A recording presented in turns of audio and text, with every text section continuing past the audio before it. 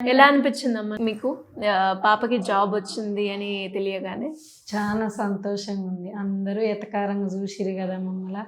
నా పాప ఎట్లనైనా నిలబెడుతుందన్న పట్టుదలతోటి నేను చదివిచ్చిన అమ్మాయిని.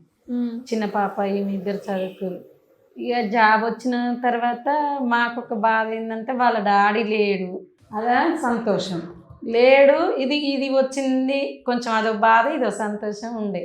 అట్లా మేము సంతోషపడ్డాం. అంటే పాపకి బయటికి అక్కడ పంపించి చదివించడం అవసరమా అన్న వాళ్ళు కూడా ఉంటారు కదా, అంటే ఎలా ఉండే ఆ సిచ్యువేషన్ అంతా? అనేవాళ్ళు, మీరు భర్త లేడు కదా, మీ ఆయన చనిపోయినాడు కదా, నువ్వు పిల్లల్ని చదివియడం ఎందుకు, వాళ్ళ పెళ్ళిళ్ళు చేయొచ్చు కదా, ఎవరికో ఒకరికి ఇచ్చి చేయొచ్చు కదా, నీకు ఇల్లు లేదు, డబ్బు లేదు, ఏదో మీ మమ్మీ మీ నాన్న మీ అమ్మ వాళ్ళ కాడ బతకడం, కొంచెం వాళ్ళు సాయం చేయడం, ఇవన్నీ ఎందుకు, వాళ్ళ పెళ్ళిళ్ళు చేసామనుకో నువ్వు ఎక్కడైనా ఉండి బతకొచ్చు, అది ఇదని చాలా ఎటకారం చేసిరు మమ్మల్ని.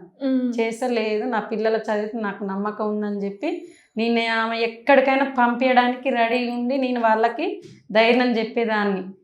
నేను నా గురించి ఆలోచించొద్దు, తాతయ్య అమ్మమ్మ గురించి నాయనమ్మ గురించి ఆలోచించొద్దు, మీరు ఎంత దూరం చదువుతానో చదివిస్తాను, నేను డబ్బు సంపాదించలేను కానీ మీకు పెట్టుబడి ఉన్న స్థాయిలో పెట్టుబడి పెట్టి చదివిస్తా అన్న పట్టుదలతో వాళ్ళని చదివించిన. నేను మా అన్నందుకైనా నా మాట నిలబెట్టిరు, నా తమ్ముల మాట నిలబెట్టిరు, వాళ్ళ నాయనమ్మది వాళ్ళ బాబాయ్ వాళ్ళు నిలబెట్టిరు, వాళ్ళు పాప నిలబెట్టింది.